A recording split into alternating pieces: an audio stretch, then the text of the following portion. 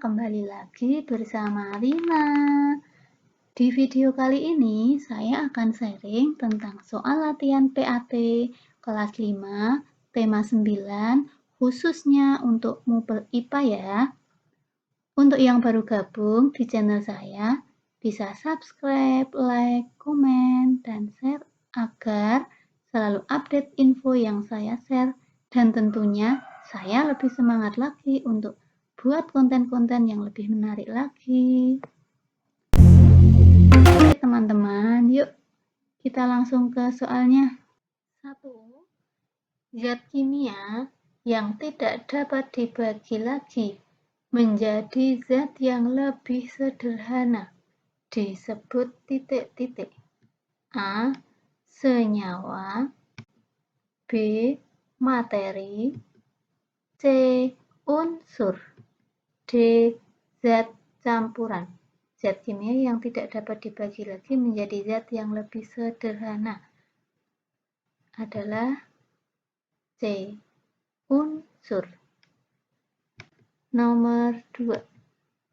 Segala sesuatu yang memiliki massa dan menempati ruang merupakan pengertian dari titik-titik. A. Hutan.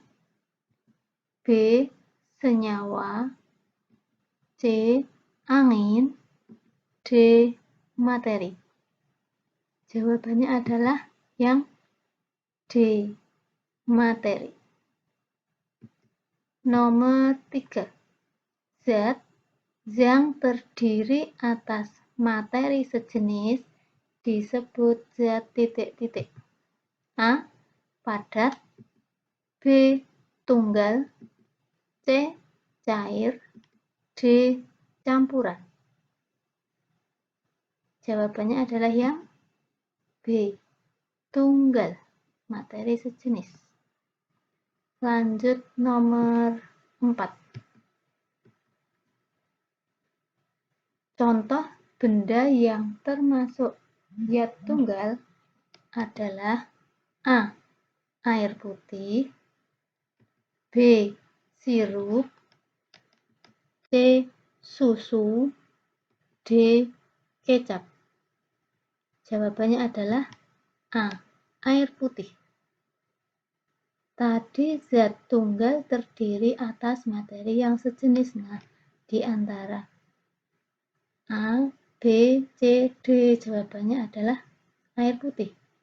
Zat tunggal itu berupa unsur dan senyawa. Sedang air putih itu masuk ke dalam senyawa karena terdiri dari lebih dari satu unsur. Makanya dinamakan senyawa. Nomor 5. Segala sesuatu yang menempati ruang dan memiliki massa disebut titik-titik. A. Materi. B. Hutan. C. Senyawa. D. Heterogen. Jawabannya adalah yang A. Materi. 6. Benda di bawah ini bila dicampur akan menghasilkan campuran homogen adalah air dan titik-titik. A. Kopi. B. Gula. C. Pasir. D. Minyak. Jawabannya adalah yang B. Gula. Air dan gula itu dapat menyatu secara merata. Jadi, sudah tidak bisa dilihat gulanya mana. Itu contoh campuran homogen. Nanti ada contoh soal yang heterogen. Sekarang nomor 7. Teh manis, sirup merupakan contoh dari campuran titik-titik. A. Homogen. B. Heterogen. C. Unsur. D. Senyawa. Teh manis sirup merupakan campuran homogen, ya yang A. Lanjut nomor 8. Yang membedakan zat campuran homogen dengan zat campuran heterogen adalah titik-titik. Yang membedakan itu apanya?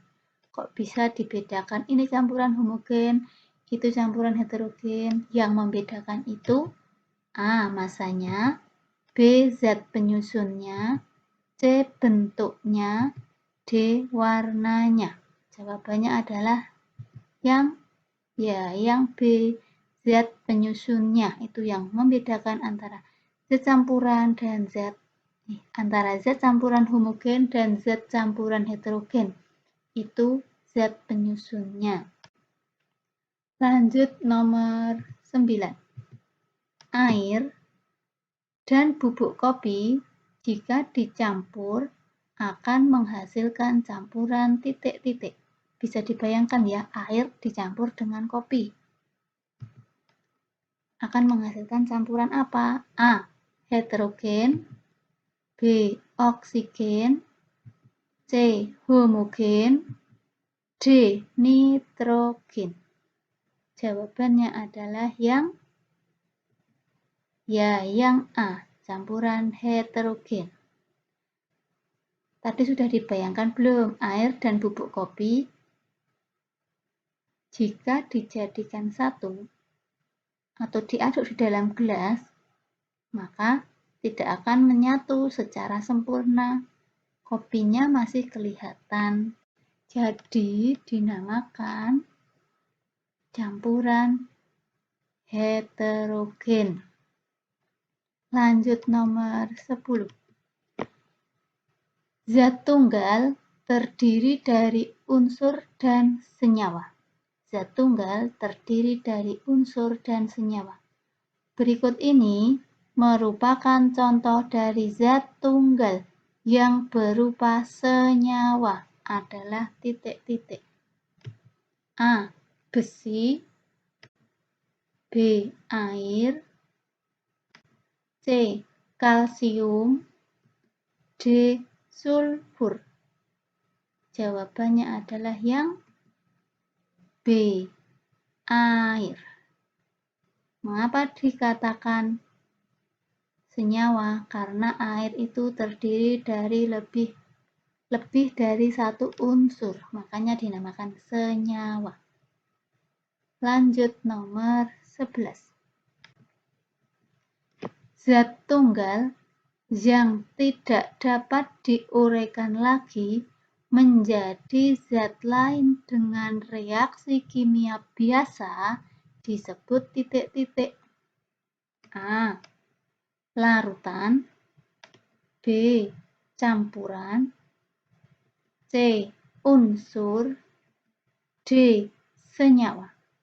Jawabannya adalah yang C. Unsur. Unsur tidak dapat diuraikan lagi menjadi zat lain dengan reaksi kimia biasa. Itu disebut unsur. Lanjut nomor 12.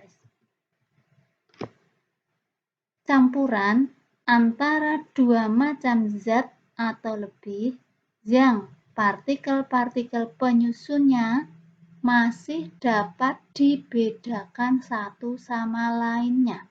Disebut titik-titik. Masih bisa dibedakan. Disebut apa? A. Larutan, B. Campuran homogen, C. Campuran heterogen, D. Senyawa. Jawabannya adalah yang C. Campuran heterogen. 13. Campuran antara air dan pasir termasuk zat campuran heterogen. Hal itu karena zat-zat penyusunnya titik-titik. A. Sangat mudah dipisahkan, B. Berwarna berbeda air dan pasir, C. Mempunyai volume berbeda, D. Masih dapat dibedakan. Jawabannya yang D. Masih dapat dibedakan. Jadi campuran antara air dan pasir jika dicampurkan itu masih dapat dibedakan airnya dan pasirnya. Maka dinamakan campuran heterogen. Beda lagi tadi dengan campuran homogen, zat-zat penyusunnya sudah tidak dapat dibedakan lagi, contohnya tadi air dan gula.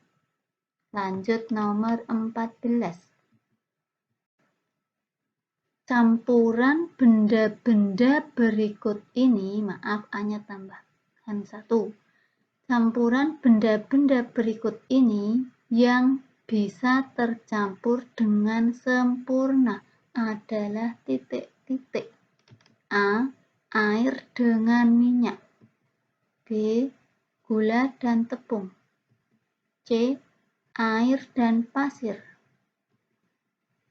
D. Air dan gula yang bisa tercampur dengan sempurna, berarti sudah tidak bisa dibedakan zat penyusunnya. Jawabannya yang D. Air dan gula. 15. Zat tunggal yang dapat diuraikan menjadi zat lain secara reaksi kimia adalah titik-titik. A.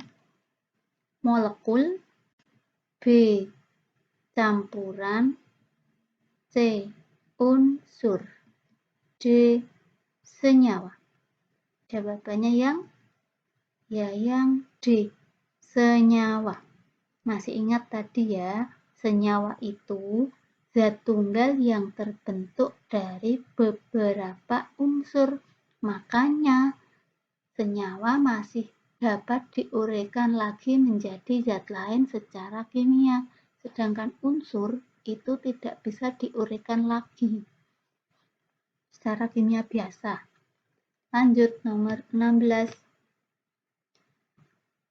Udara segar yang kita hirup banyak mengandung titik-titik. A. Nitrogen lebih banyak. B. Karbon dioksida lebih banyak.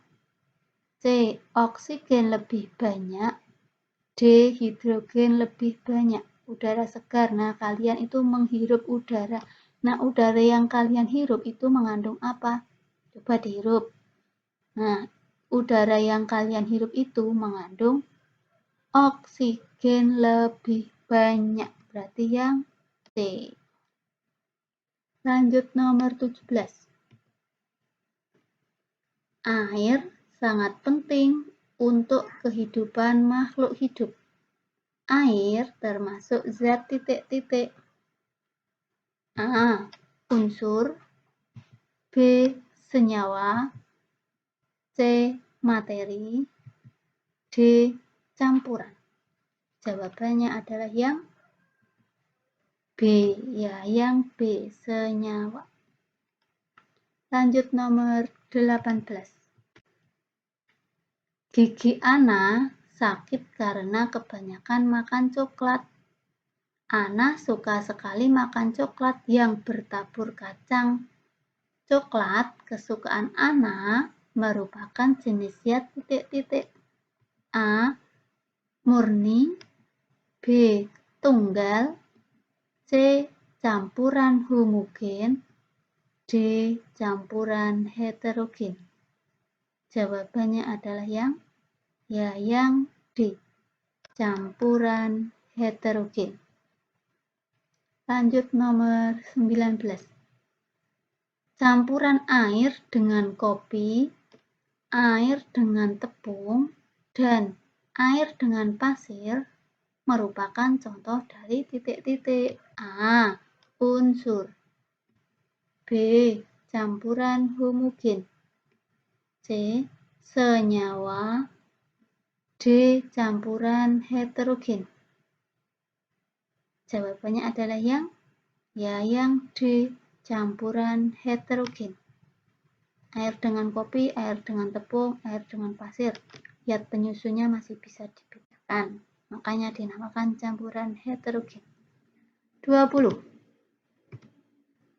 Sirup merupakan contoh dari titik-titik A. Unsur, B. Campuran homogen, C. Senyawa, D. Campuran heterogen. Jawabannya yang B. Campuran homogen. Nah, dari 20 soal yang sudah kita bahas, tentunya sudah bisa membedakan ya, mana campuran homogen, mana campuran heterogen. Tadi ada materi juga, zat tunggal, unsur, senyawa, itu apa. Nah, jika teman-teman masih ada yang perlu didiskusikan, nanti bisa komen di kolom komentar di bawah ya teman-teman ya. Oke teman-teman, semoga video ini bermanfaat. Terima kasih untuk subscribe-nya dan sampai jumpa di video saya berikutnya. Dadah!